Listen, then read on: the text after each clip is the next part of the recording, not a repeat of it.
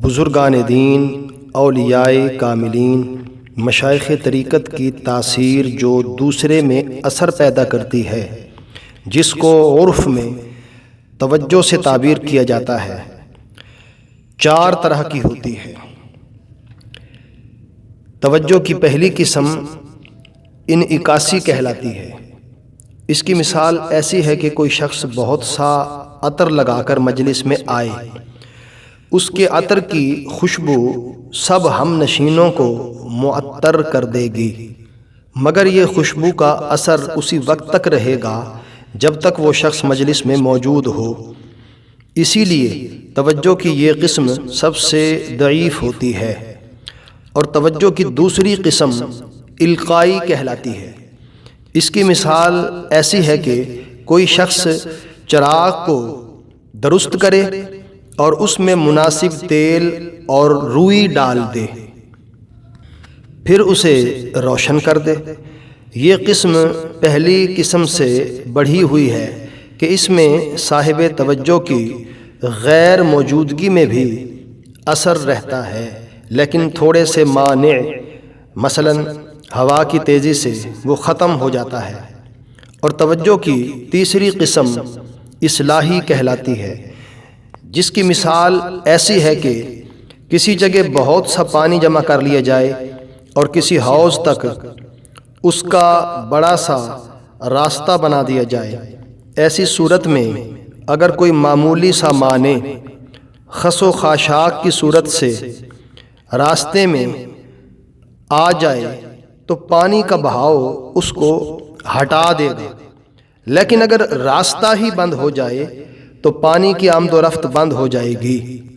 یہ قسم پہلی دونوں قسموں سے زیادہ قوی ہے کہ نفس کی اصلاح اور لطائف کی ستھرائی اس میں بہت زائد ہے۔ اور توجہ کی چوتھی قسم اتحادی ہے۔ وہ یہ ہے کہ شیخ اپنی روح کو مرید کی روح کے ساتھ اس درجہ پیوستہ کر دے کہ دونوں ایک ہو جائیں۔ ظاہر ہے کہ یہ صورت پہلی سب صورتوں سے زیادہ قوی ہے کہ شیخ کی روح میں جو کچھ ہوتا ہے وہ طالب کی، مرید کی روح میں سما جاتا ہے اور بار بار استفادہ کی ضرورت نہیں رہتی۔ صوفیاء کے نزدیک یہ توجہ بہت اہم سمجھی جاتی ہے، مگر بہت کم پائی جاتی ہے۔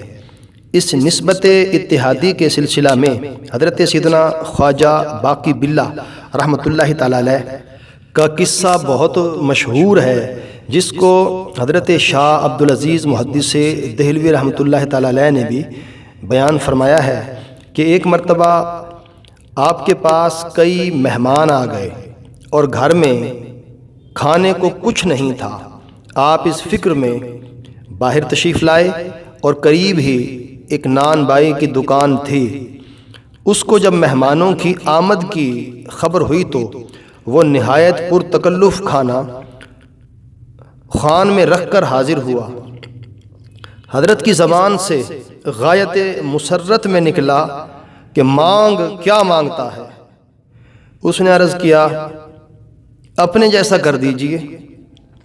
حضرت نے ارشاد فرمایا کہ تو اس کا تحمل نہیں کر سکتا، برداشت نہیں کر سکتا، مگر اس نے بار بار درخواست کی، گزارش کی۔